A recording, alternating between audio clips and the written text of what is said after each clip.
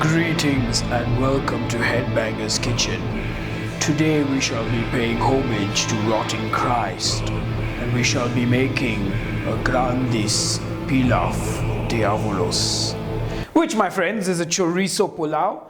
And chorizo is a spicy Spanish sausage which is also made in India, and in India we also have this thing called the Goa sausage. So you can also make Goa sausage pulao. So this is a really simple, easy recipe, and let's go and make that chorizo pulao, or should I say Grandis Pilaf Diavolos.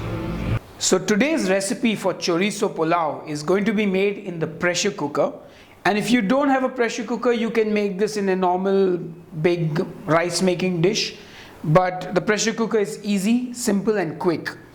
So we're going to start by dry roasting some of our spices. And I'm just using cinnamon sticks, cloves and bay leaf. Now if you have peppercorns, please use peppercorns. I unfortunately don't have them right now, so I'm using freshly ground pepper instead. So we're just going to roast the spices over a dry heat in the pressure cooker. And the reason we do this is so that the spices kind of release their oils and it's just more flavorful.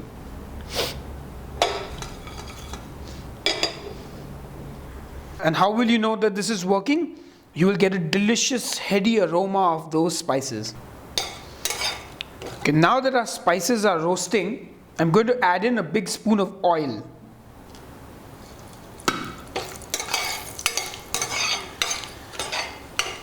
You can see the pan is hot. I'm going to throw in a whole chopped onion.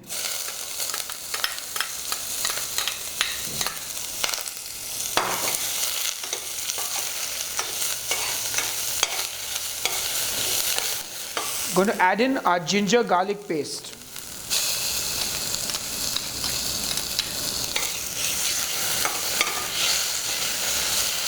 Now to this we're going to add our chorizo.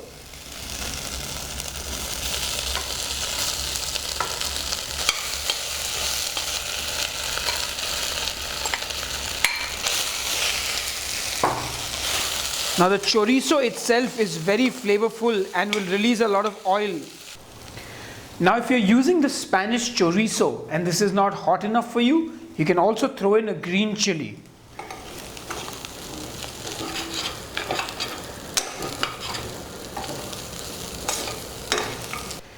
Now if at any point your chorizo or your onions, you feel that they're sticking to the pan, you can just throw a little bit of water in it.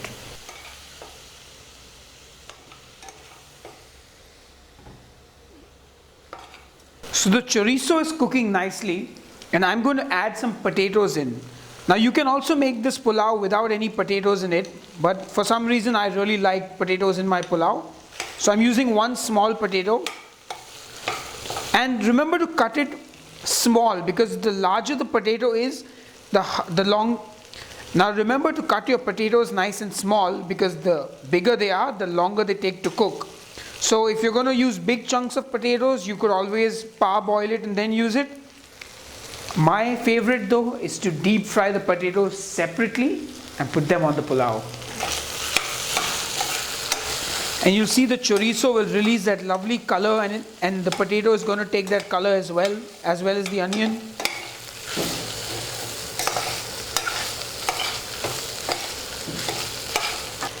Next we're going to add 2 whole chopped tomatoes. If it's a large tomato, just one will do, but these were small ones, so I'm using 2 chopped tomatoes. And I'm also going to throw in my black pepper at this point.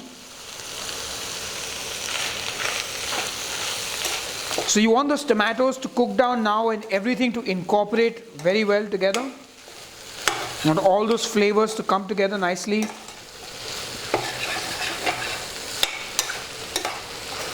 And I can just smell that spicy chorizo and the spices. It smells divine. Now this is also a good point to season your chorizo pulao. And what I do for the seasoning, instead of putting salt, is I use one of these. This is a stock cube, my friends. And I just use one of these. The brand is irrelevant, but chicken, beef, whatever you got, I use a chicken stock cube and it works great.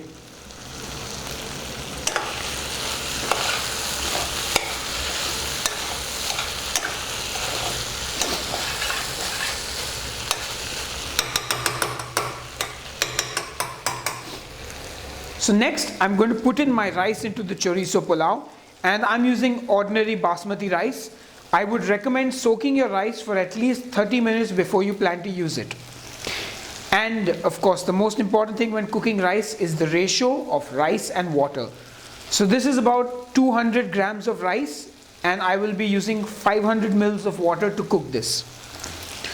So pour in your rice.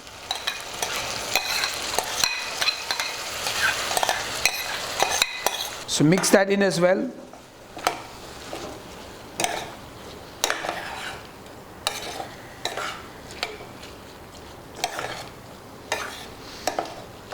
That is already looking delicious.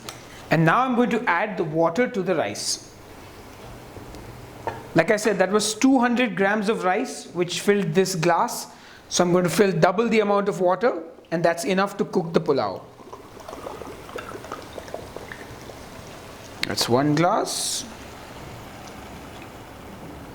That's 2 glasses. So you can see the rice is pretty much covered by the water, and you can see the water has turned red with all the flavors and the spices of the chorizo and everything else. And boy, this is going to be delectable. So now you want to put this on a medium-high heat and just cover it up. So you want this to cook for about 2 whistles, and after that we're just going to let it sit for a good 5 to 10 minutes and only then open it up. So now, while our chorizo pulao is cooking, I'm going to whip up a delicious raita to go with that chorizo pulao. I'm going to start with some yogurt for my raita. Just ordinary yogurt will do. So to this dahi, I'm just going to add some chaat masala. And you can buy this ready at any store. So a good helping of chaat masala. And just mix that in nicely. Okay, so now that our raita is seasoned with the chaat masala, that's pretty much all that you need to do for a basic raita. And to this you can add whatever you like. So if you add cucumber, it's a cucumber raita. If you add tomato and cucumber, it's a vegetable raita. But what I'm going to add is some bundi. Now bundi is just some cool deep fried stuff we have in India. Just put as much of it as you like. Just mix that in.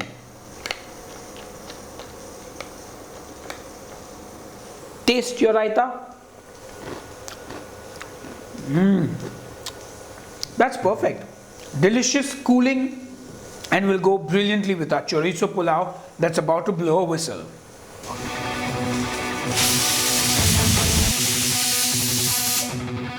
That's whistle number 1.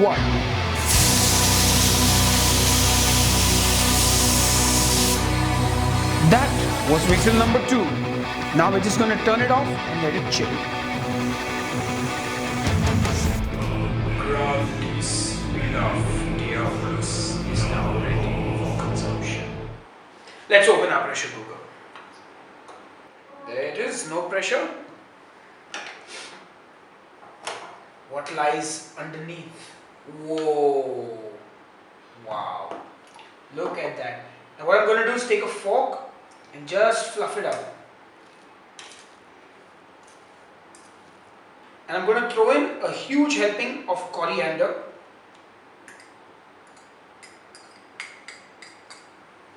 And I'm going to mix that in. And that delicious fresh coriander in the chorizo pulao will just give it another dimension. So now we're going to serve up this chorizo pulao.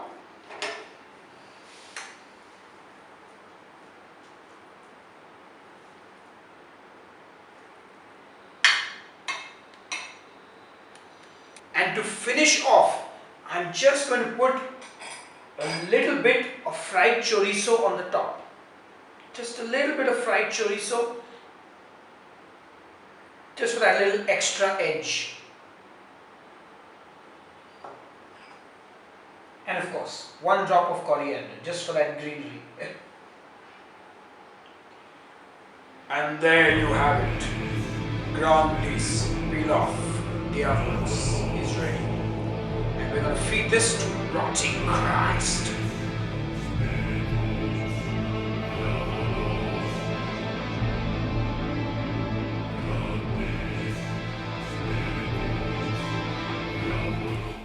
and welcome back to Headbanger's Kitchen. I'm here in Bangalore today with none other than the Greek legend himself, Sakis from Rotting Christ. Hello, my friend. Hello, how are you? And Fine. You just arrived from Greece, and it's fine to be here in Bangalore. nice. How have you been enjoying it so far? Which are good, you know. I actually don't like that much flights, but it's okay. Now I'm okay here. I feel secure. Nice. And are you excited about the show today? What are you Let's look expecting? forward. What do I expect? A hell of a night. You know, it has to be like this. That's why I come here, so far away. Nice. So I'm going to ask you a question that you have probably been sick of answering already. But Go ahead. Rotting Christ, where did that name come from? You know? We were kids. We were rebels. We want to destroy everything, especially in a conservative country like Greece back then. Now Greece is okay. But before almost 30 years, you know, religion had a big power, and we were always against power, against authorities and stuff like that. So we had to find a name that can punch them, you know, they feel that. So we had this name, had many problems, but we still keep the name because now it still represents the bands. We still believe that religions are rotting all around the world. I don't have any problem with your beliefs, where you believe, but I have problems with organized society, with organized religions that try, you know, to exploit, you know, humans and security. And I mean, I know that the name has caused you some kind of problem. Oh yeah, You and know. still, this is metal. Yeah. We must feel it. No. Yeah. I mean, I believe Dave Mustaine didn't Not want you to only, play all not the, only. and Not only. others as well. Yeah, politicians sometimes you got some problems with cancelling some shows, but you also came here with a different name.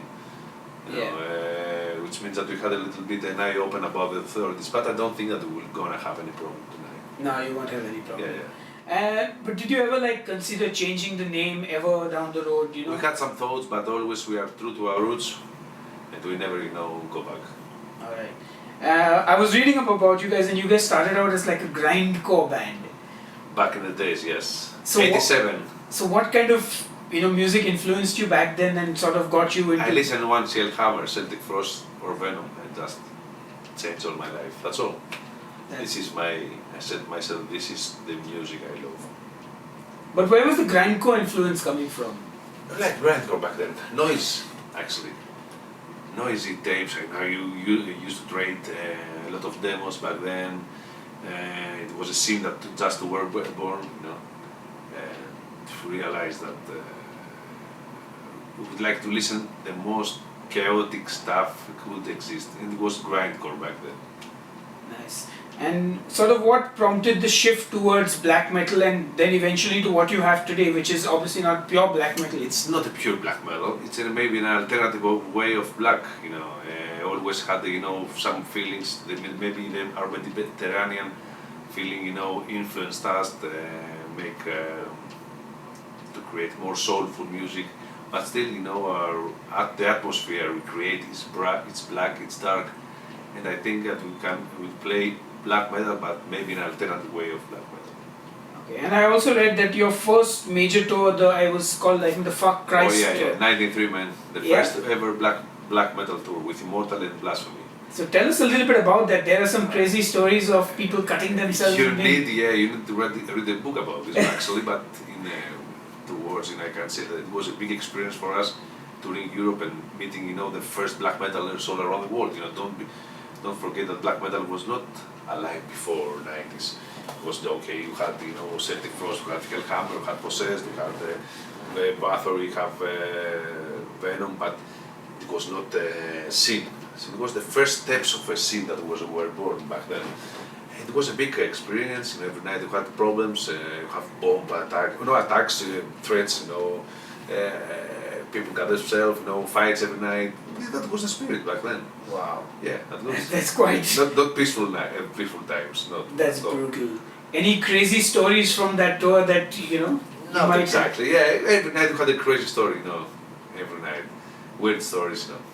Nice. And one of the things I noticed also in your music is that you sort of started out in English and then later moved more and more into writing in Greek, I believe, the last album. Greek, many languages. Spanish, Mayan, have some thoughts to write something in Indian language, everything, We try to be a more multicultural band now. Because this is me, because I'm the composer, this is the band, I'm a traveler.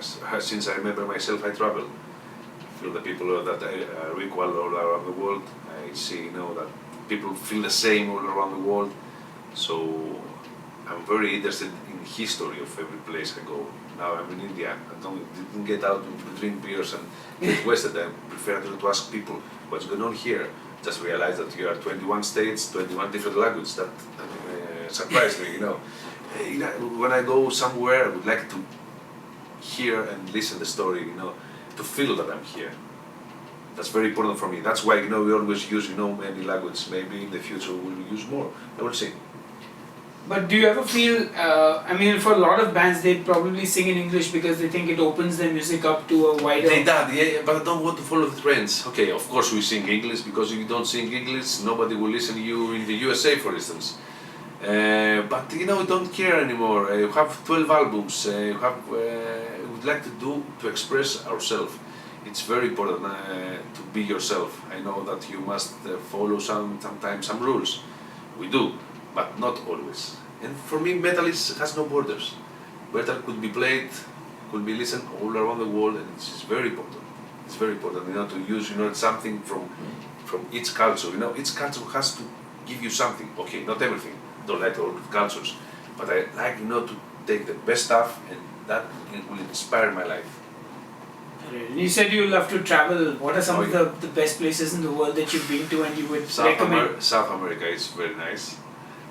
I like very much, especially the people there, are very close. They're true metalheads. But I like, the places very much. We have traveled from Siberia to South America, so everywhere is a nice place. Iceland is good too. Many places. Nice. And speaking of traveling, you've obviously had a chance to experience a lot of different food, I guess. Yes, but I have a problem with food. When I'm out of Athens, not even Greece, I'm sick. I don't know why. Maybe my stomach or my system, cannot accept food out of Greece. But always try. Yesterday we were in a very interesting Indian kitchen, restaurant. I ate like, and still, it's like I'm like a dragon. Oh, it's burning. Very tasty, very tasty Hot. and very hot. Yes. Very hot, extremely hot. Alright. So I hope you like what I've cooked today, which is not too hot. Yes. Because I myself don't like spicy food. All right. Okay. So what are some of your favorite foods, since we are a food show? Yeah, I know. Favorite foods. Mediterranean kitchen, I like a lot. I feel very comfortable and I like very much. Nice. And any particular dish that you have a special fondness for? That? Not exactly. I can't say particular. I like very much. Too many. I cannot choose just one. Because the Greeks have a lovely food Souvlaki. heritage. Oh yes. I mean, Mediterranean people, pay attention a lot to the food. You can imagine. You don't go out to drink beers. Go out to eat. You stay, in a restaurant for 3 hours, 4 hours. That has happened since the ancient Greece. The people in Greece, combine, food with joy and communication between the people. So for us, food is a very important matter of our life. Nice. And what do you do any cooking of your own? Not that much. I do, because I used to live alone for a long time. But now, someone else cooks for me. Yeah.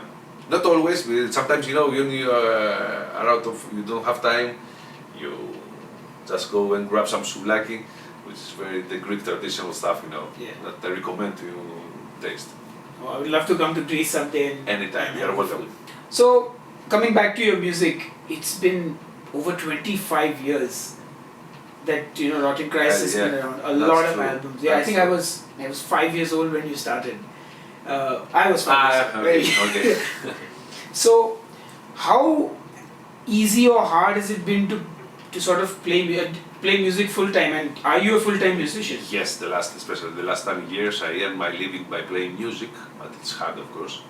I have sacrificed a lot of things. I have faced a lot of problems, but I'm the person that I never go back. I have a purpose in my life and I go till the end. That's very important for me, because music for me, creation, it's the most important part of my life, because I get in touch with you. You live in India, I live in Greece, so we have something in common. I just have a song, you listen to me, listen to my song, even one time. For me it's very important that I can shake some of your feelings. That's very important. So this is my destination in this life. And how has the music industry changed for you? You know, given that you obviously started when tape trading, CDs, vinyls were there, and then it came into the whole download age. I have seen all the scene, changing all the way around. It started up with demos, tapes, and underground, totally at the ground, and now we are like more like logistics, taking the table and pay more attention in answering emails or doing paperwork instead of writing music. That I don't like at all. But it's a part of the job. It's not the job, but part of our life. Yeah. Nowadays things, become very different, very pressing, and you must pay a lot of time in communication and stuff like that. So this is why, maybe in my opinion, you don't listen that many soulful albums.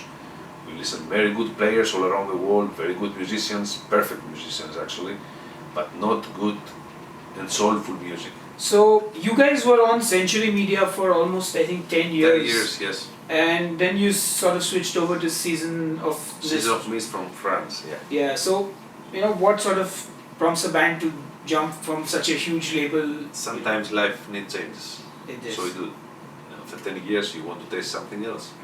We do taste now Season of Mist from France, and we are very satisfied. Yeah, they are a very good label, and they have Very a lot good of label, good bands. Yes. So, you've obviously had the pleasure of playing with your brother for so many years now. Have you ever, did you ever imagine that this would where y'all would come, when you started out as a band? I never actually imagined to play one live. Now I have crossed the limit of 1,000 lives in my life. So, no, when you start the band, you don't have big dreams. If you have, you fail. Just playing music because you love it. And if it comes, that your music touches someone else's soul, then you go ahead. With my brother, yes, we are together 25 years. Of course, we have some fights, as every brother, but still, we feel, that you can drive, this boat that's called Rotting Christ together. And is there any one particular story that you remember, like absolutely crazy? Too many stories. Too many being on the road for more than 20 years, yeah, that's you can imagine that you can write. Maybe I should sometimes write a book about this. Yeah. People, always are interested in stories, especially the newcomers, saying what's going on back in the 90s. Yes, but sometimes I have to pick up my mind and say, all right, let's write down everything, because people are very interested, in listening what's going on back then. But then don't forget, you didn't have any YouTube, anything. So everything is somewhere here. You must write down everything. Yeah, because it would have definitely been a fantastic time and very interesting time for music, you were the first black metal tour going on the road. Nowadays when you are on tour, everything is organized. You don't feel that you are on tour. Back then, every night was something special. Every night you had a fight. Every night you had to fight someone else. You have to survive. It was a survival. Back then, a tour was a equal survival. It's not like now. Nowadays, it's very well organized. Someone pick you up, 6, then 7 sounds, then blah blah blah. Back then, it was free. So you can imagine that people, when they're free, or they feel that they have to survive somehow, they have more tension. So you also manage the band, Yes, I do. And you do all the. So, a lot of bands don't have a clue as to what actually goes into sort of touring or just being in a band, So, what is it like to have to do everything, and how easy is it to kind of, keep booking tours? It's not easy, but you have to do that, especially in our level. We are not Metallica. You must keep your band alive if you want. You must manage your band, if you want to keep your level and your spirit alive. Okay, sometimes I have to ask for help of promoters and agents and stuff, but in the end I realize that some people out there are not involved with music. They don't feel music. Just pay attention about money. Money are important to pay your bills, but for me it's not a target. So I prefer to take the band and manage the band by myself. That's very important for me, because I keep the spirit alive and I keep, I like what I'm doing. Don't forget that I come when we formed the band back in the days. Our motto, our maxim were, do it yourself. I still do it myself. That's quite commendable. And it's very heartening to see. You're such a big band actually. and still manage everything yourself? Yes, or sometimes I need some help from people out there, especially in the USA. But still, manage the band. Why not?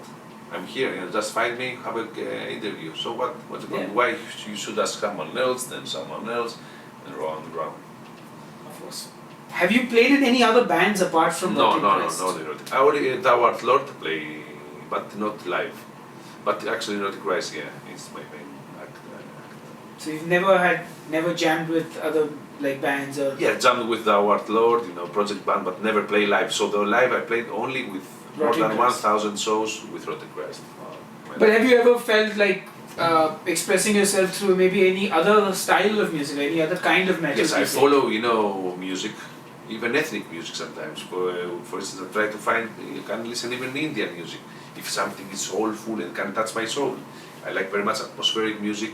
I don't care wherever it comes from. Of course, metal music is my precious music, but always know, as a composer, I would like to keep an eye open, about what's going on around me. What's the future hold for Rotting Christ? Any new albums? I wish in a good health. That's the most important. If I'm in a good health, then I will try to create more albums, more soulful albums that can touch your soul. And if I find even one person that like them, away from Greece, so far away like India, that makes me rich, my soul. That's very important to feel rich for me. Awesome. Thank you so much for being on the thank show. myself. And are you ready now to taste the dish I have created for you? Go ahead. I remember I told you before that I'm not that much, I cannot taste that many food. You don't? Because I have a problem, but I will go ahead because I trust your taste. Yes, so what I've cooked up for you is a Grandis Pilaf Diavolos. Pilaf, yes. So it's basically a Chorizo Pulao. And I've used Spanish chorizo because that's a little less. Spanish, we are in India and you cooked me Spanish. Well, I got it from Chorizo. Spain. Yeah. Ah, you come from Spain. I actually got it from the UK. Somebody came from the UK and bought it for Okay. yeah, so I had it at home and. Right, chorizo, yes, I know what you. Awesome. How does taste. That's brilliant. Alright. So let's go taste that Grandis Pilaf Diavolos. Alright, so here it is, Sakis, the Grandis Pilaf Diavolos. Right. Please dig in and let me know what you think. Okay.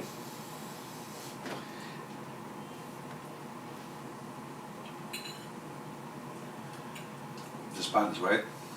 Well, it's my version of it. The chorizo itself is a Spanish chorizo. Very tasteful. Finally know that spicy. Is it spicy for you? No, it's not. Just the right amount, hopefully. It's the first non spicy food I eat here in India. Yeah. So far. I like spicy, but not that spicy. It's very good. And do you have any last words for your fans or any messages to give to the Rotting Christ fans in the Here world? in India, Anywhere, because this is worldwide. okay, if you come to here in India, try to taste his food. Spectacular. So thank you very much for your interest in the interview, our band. Hope you enjoyed tonight the show, and really would like to give to wish the best for the Indian metal market, metal scene, because you have the opportunities to rise up. Okay, so keep the spirit alive and always be true to your own spirit.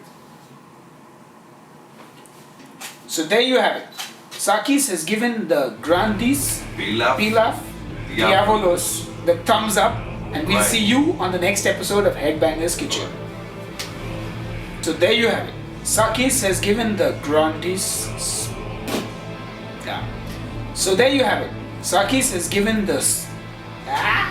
Sometimes. I know. I do this all the time because it's the Grandis. I don't even know if I'm saying it correctly. Is it? Grandis. Grandis. Pilaf. A Pilaf I got. Yeah. Diavolos Diavolos, is yeah.